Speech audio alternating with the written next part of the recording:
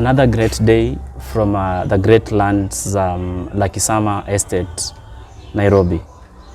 Today we have a great honor to host a good guest, and he has really new good experience for you who is listening to us, and for that reason, please take a short moment of your time to subscribe to our YouTube channel. The name is 254 Craze. In the next 4, 3, 2, 1 seconds. Thank you for subscribing. So guys, tumekuja Nairobi kutafuta pesa, and there are some of us who have a different approach in life, and one of them is our good guest here.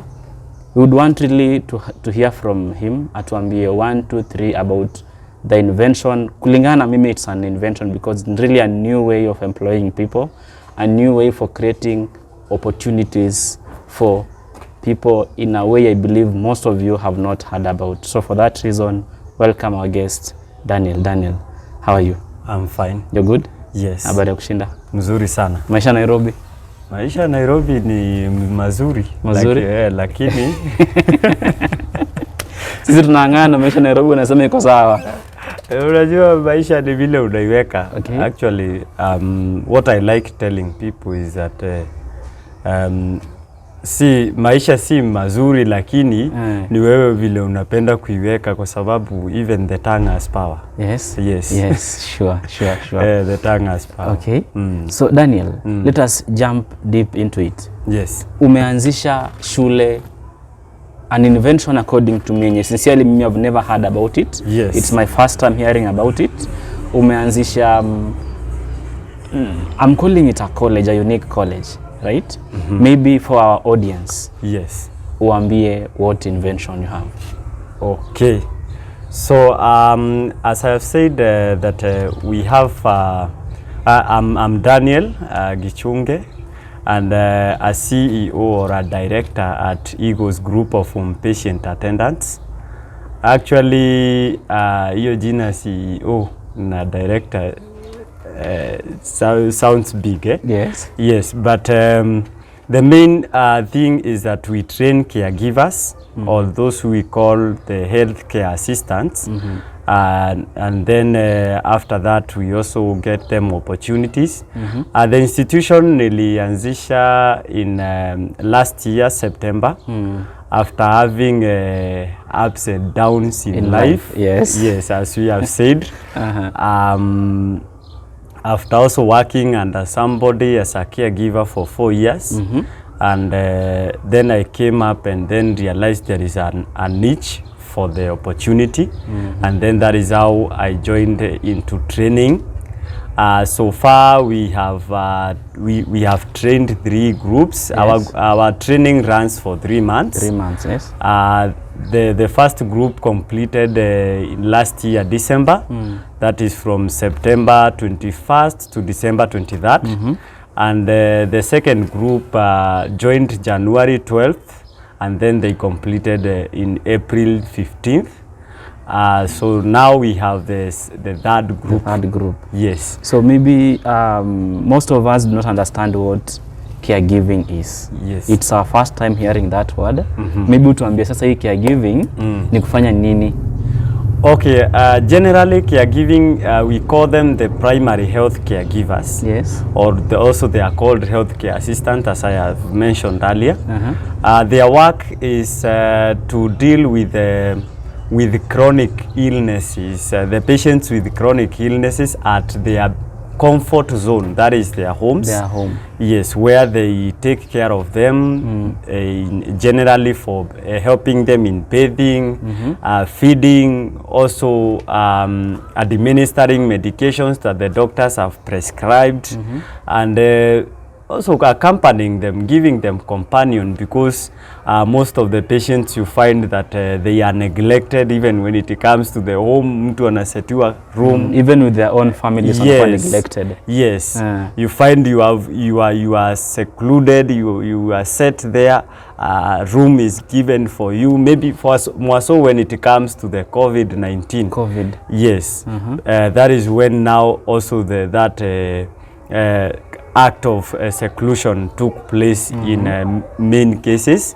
But for us caregivers, we were there for this patient, because now when it comes to the period when we have had COVID-19, where we had home-based care now becoming recognized in Kenya, you find that in those, before the doctors could release the patient for home-based care, Yes. they had already diagnosed the patient, and they have determined that he have no ability to spread the disease. Okay. But now when you come to the society assumes that you can still spread the COVID-19. So seclusion was very isolation. Actually, it is isolation. Isolation was very crucial.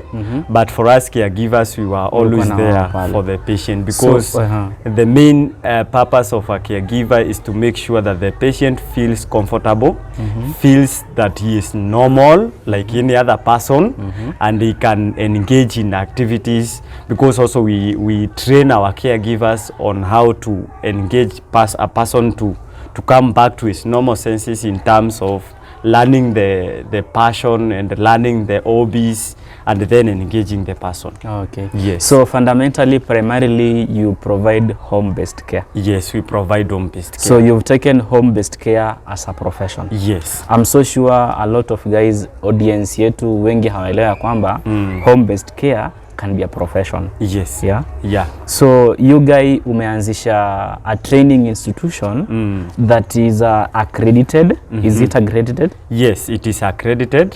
Yeah, we are registered in as a business entity. Yes. And also we are covered by the regulatory body. Actually, I'm a nutritionist by profession, and then we are covered by the KNDI. NDI. Okay. Yes. KNDI. Yeah. Now, you are accredited by KNDI. Yes. Okay. Yeah. So meaning the curriculum that you are running currently is approved by that institution. The one that approves the curriculum more so when it comes to healthcare assistants is the NITA. That is National Industrial Training Authority. And the one and so far we have their accreditation. Yes. NITA. So you run a 3-month program. Yes. Do you take part in following up after student asha graduate? Do you take part in following up kujua kama umsali pata kazi? Yes, actually that is our main agenda, to make sure that the youths don't just stay outside, because that is the normality of us. We say jobs hakuna Kenya. Hakuna kazi. Yes. But we always follow up on our graduates. Once someone graduates from our institution, we always follow up and make sure this person is somewhere where he is attached to. Okay. Yes. Okay. And whenever also you have a patient and you call us and you tell us you need a caregiver, we come in and give you the one that we have trained, the one that we know that the professionalism is not in question. Okay. Yes. I understand that. So maybe what's your penetration so far? Okay, you've had so far 3 sessions, right? Yes. This is your 3rd session. Yes. In terms of enrollment, your students imekuwa ikigrow aje? Okay, the first group we started with 6 students. Yes. Of which even getting those 6 students was a tireless job. Yes, thorough marketing, chipping in and out of the pocket every time, and you are not employed by that time. So we got 6 students that we trained. And we thank God that after the training, after they completed their training on December 23rd, after the results were out by January, we were able to secure job opportunities for 2 students, and who are earning well. Actually, we can maybe say it's so important. It's so important. Yes. Just how much, roughly how much? Okay, so they got each and every one of them. They went to different companies, and these companies offered them a salary of 45,000 each. 45,000 per month. Yes. From a training ya 3 months. From a training ya 3 months. Okay. Yes. Do you guys have a qualification in terms of academic qualification for one to join? Previously we had a qualification. We had deep lane, the deep lane and above. But now when we went to register with NITA, they told us that we can take the E. The qualification is E and above. So for as long as somebody has sat for a KCSE exam, yes, as long as you have sat for a KCSE exam, you are qualified. You are qualified. Yes. Okay. So let me go back to a fundamental question. Yes. Why caregiving? Why did you decide to focus on caregiving? Okay. According to the growing technology, let me call it technology, a technological advancement in terms of in Kenya and in other countries, because now we are coming up to those other the so-called the developed countries. Yes, we are developing. So you find that healthcare sector is expanding, and many people feel better when they are served at home. At home, because now you find that some people maybe may have these chronic illnesses which are long term, which are long life. They have to run with, then the doctor will not always be on these people, following up, telling this person take medicine, telling this person eat well. But now when it comes to caregiving, because a caregiver is someone who is always there with the patient all the time. So we also we saw it is good, because we want also to improve the quality of life of our population. Okay. Yes. And again, I also feel there's a sense in which this is a field that has not been tapped into, because it's the first time, kwangu personally, the first time I'm getting to hear that there's an institution in Kenya in a trained caregivers. Meaning, Yes. do you know how many schools maybe unajua zina offer such services strictly caregiving? Ziko ngapi zenye unajua? Strictly caregiving and not mixing other courses. There are few. Yes. Sincerely, it's the first time pia mimi nasikia such a thing. It's a great thing. A great thing.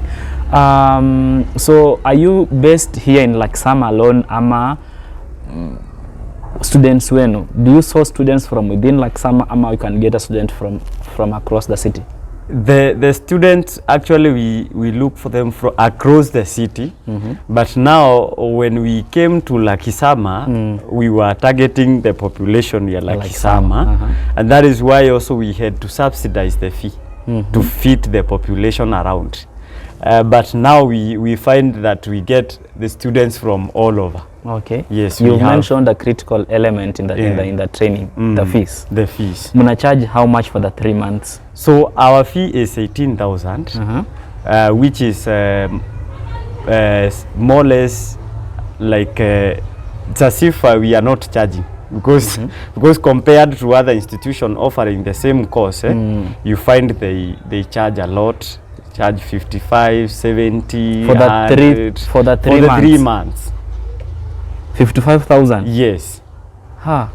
And for them there is no job assurance, and there is no following up on where you go. So you come, you train, weenda zako, ukipata kazi ni shida yako. Sawa. Okay. But the differentiating element na nyinyi ni ati you do that follow up to ensure that somebody has a job. Yes. Okay.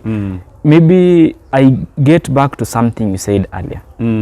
You mentioned COVID-19. Yes. It was a time pale penye most of us even tulienda nyumbani because tulikuwa tunaogopa COVID.